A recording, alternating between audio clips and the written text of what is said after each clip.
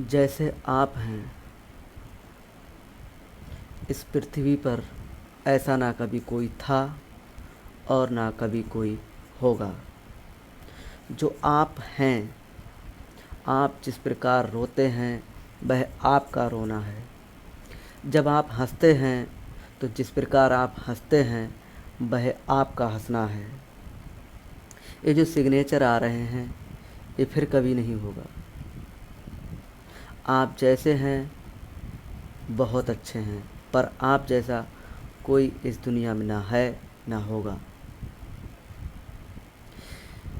यह जीवन मिला है, सचमुच कितने भाग्यशाली हैं कि हम सबको ये मनुष्य जीवन मिला।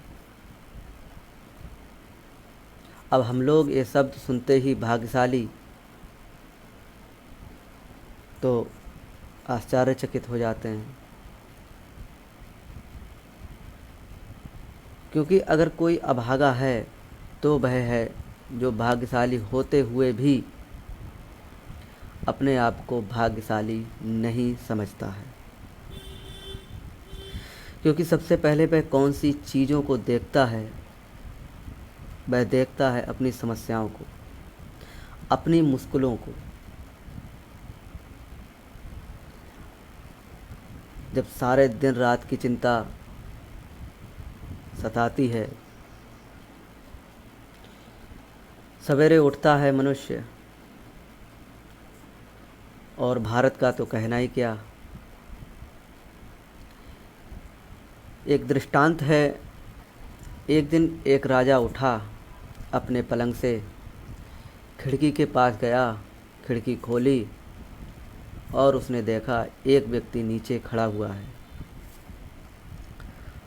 तो दोनों आँखें मिली और जो व्यक्ति था उसने राजा को प्रणाम किया। राजा वहाँ से चला गया और वह दिन राजा का बहुत बुरा बीता, बहुत बुरा गुजरा। उसके पैसे भी ख़त्म हुए राजा के, और कई दरबारियों ने उस पर हमला बोलने की कोशिश की।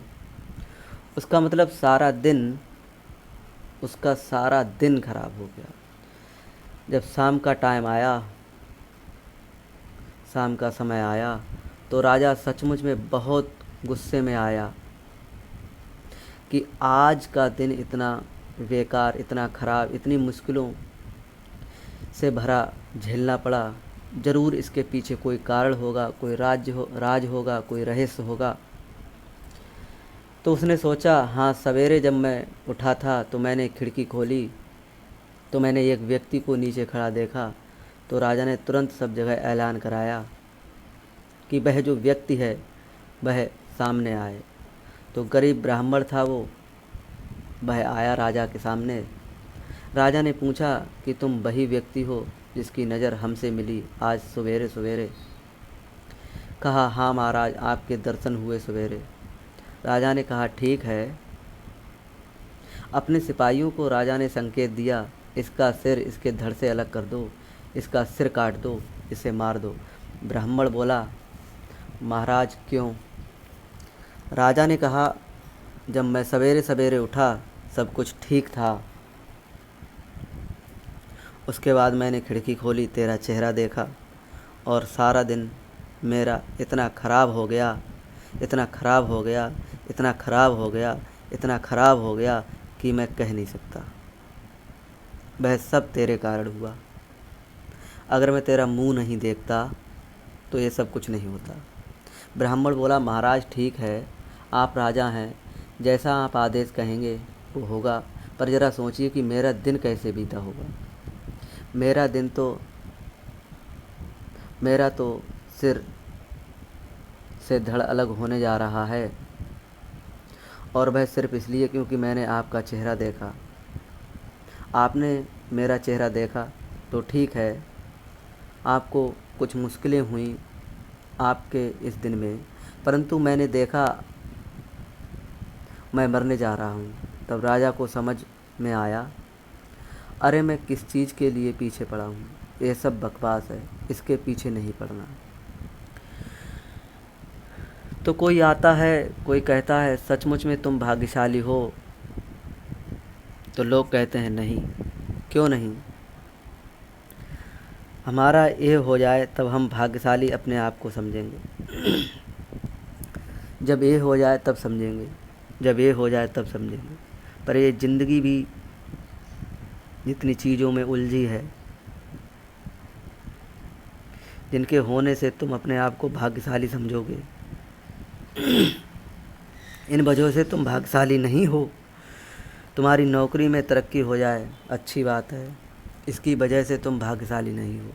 क्योंकि जिस नौकरी में तुम तरक्की चाहोगे, उन्नति चाहोगे, एक दिन तुमको वह नौकरी छोड़नी पड़ेगी। उसे कहते हैं रिटायरमेंट। लोगों को यह है कि असली मज़ा हमारा नौकरी में है, असली मज़ा हमारा बिजनेस में है, असली मज़ा हमारा अन्य कार्य में है। लोगों को ये है कि अजी हमारा लड़का नहीं हो रहा है, लड़का होना चाहिए सबको हिंदुस्तान में, और अब थोड़ा थोड़ा बदल रहा है, कोई बात नहीं, हमारा बच्चा नहीं हो रहा है। एक दिन तुमको भी अपने बच्चे को छोड़ना पड़ेगा, वह बच्चा नहीं रहेगा, तब वह भी बड़ा हो जाएगा और तुम भी वृद्ध हो जाओगे और उसको छोड़ना पड़ेगा। हमारा ये बिजनेस रुका है, बिजनेस तो बिजनेस है, कभी किसी का होता है, कभी किसी का होता है, कभी किसी का होता है। तुम उसको अपना बनाना चाहते हो, वह तुम्हारा थोड़ी होगा। बिजनेस क्या है? बड़े बड़े सोचने वाले, बड़े बड़े थिंक टैंक, बड़े बड़े अपने कमरे में बैठकर सोच करके, विचार करके, मीटिंग करके, यह करके वह करके इतना पैसा बनाएंगे, ये कर देंगे, वो कर देंगे। और एक ने ये नहीं सोचा कि ऐसा कोई वायरस आएगा जो सबके सब शक्तिहीन हो जाएंगे। बड़े बड़े बिजनेस चले गए, कैसे? क्योंकि साथियों, इसी को माया कहते हैं। माया के कारण तुम भाग्यशाली नहीं हो। तुम भाग्यशाली इसलिए हो कि तुमको ये मनुष्य शरीर मिला है, और इसमें जो बनाने वाले की असली कृपा है वह है हमारी आत्मा। क्योंकि तुम जीवित हो, इस संभावना उत्पन्न होती है तुम अपने जीवन में आनंद को महसूस कर सको, तुम्हारा जीवन आनंद से भर सके, तुम्हारी इच्छाओं से नहीं। तुम्हारी इच्छाओं की पूर्ति के लिए नहीं है ये जीवन, तुम्हारी इच्छाओं की पूर्ति के लिए ये जीवन तुमको नहीं मिला है। तुम्हारी इच्छाओं की पूर्ति के लिए ये जीवन तुमको बिल्कुल नहीं मिला है। ये जीवन मिला है सिर्फ और सिर्फ उस परमपिता का नमस्कार करने के लिए, प्रणाम करने के लिए, उसका भजन करने के लिए। नर तनु भव बारिद कहूँ बेरो, षण्मुख मरुत अनुग्रह मेरो। समझो, इस श्वास का आना जाना ही कृपा है। रामचरितमानस में भगवान श्री राम कहते हैं। तो यह समझने की बात है। लोग तो लगे हुए हैं, हाँ जी हमारी महत्वाकांक्षाएं, हमारी इच्छाएं ये सब पूरी होनी चाहिए। अब कहाँ कहाँ भागते रहोगे अपनी इच्छाओं को पूरा करने के लिए।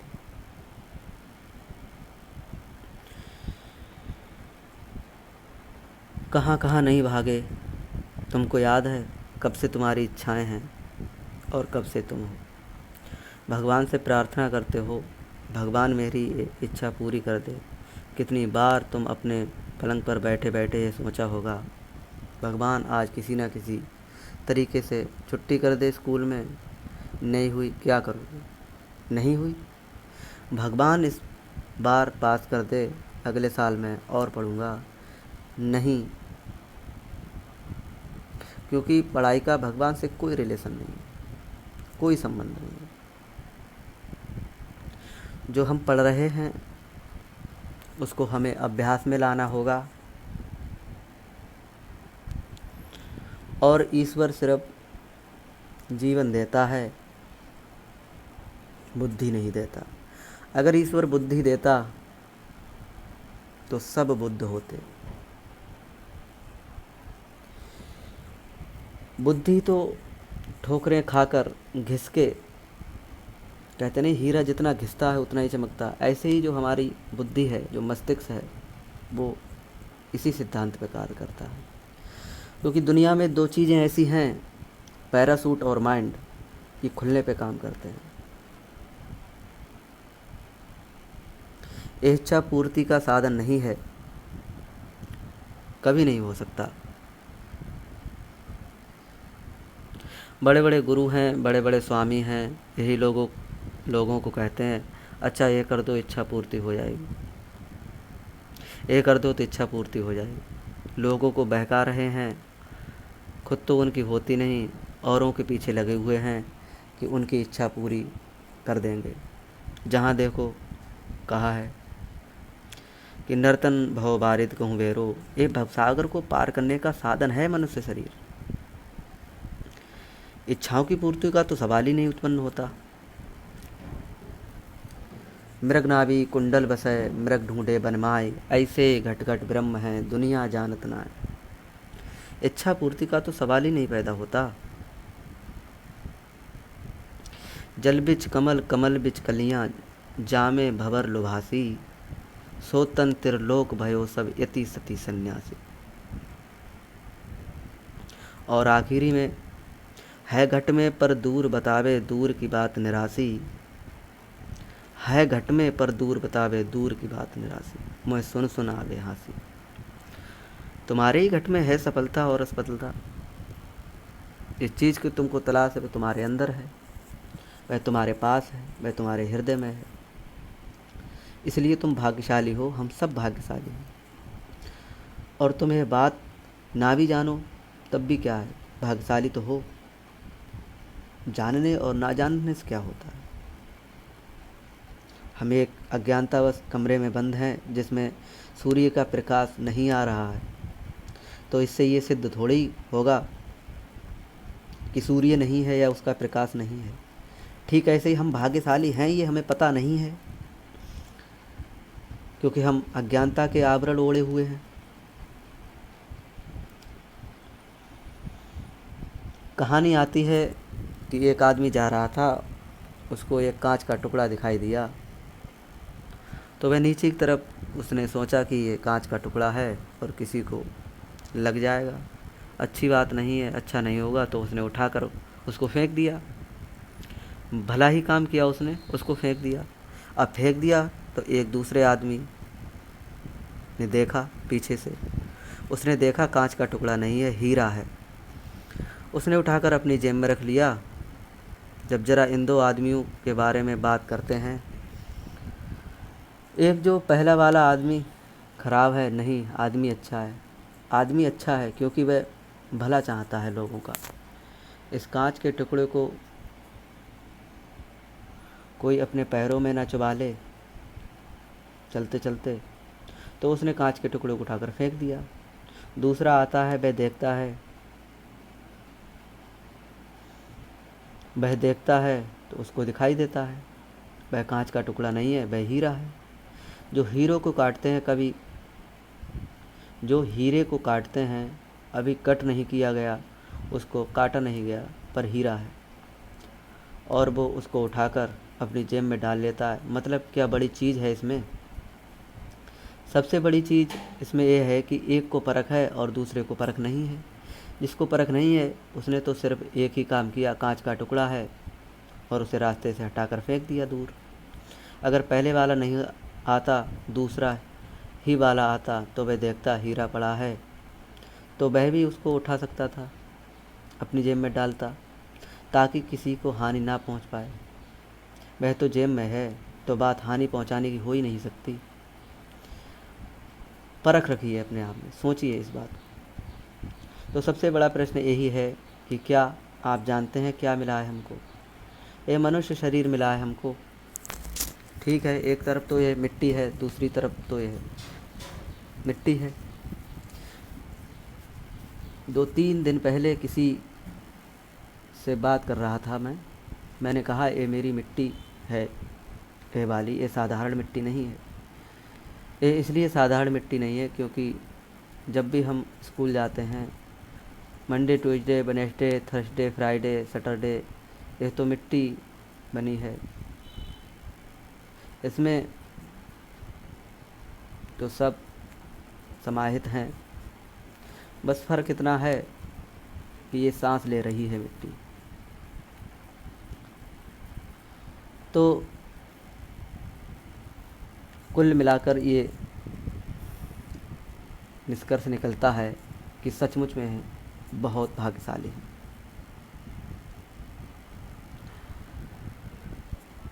ये सारी चीज़ें हमारी मदद करने के लिए तैयार हैं प्रकृति में। ये हवा, ये पानी, ये आकाश, ये वायु, ये सब हमारे लिए है, पर हम इनको समझ पाएँ। तो मैं समझता हूँ कि आप सभी को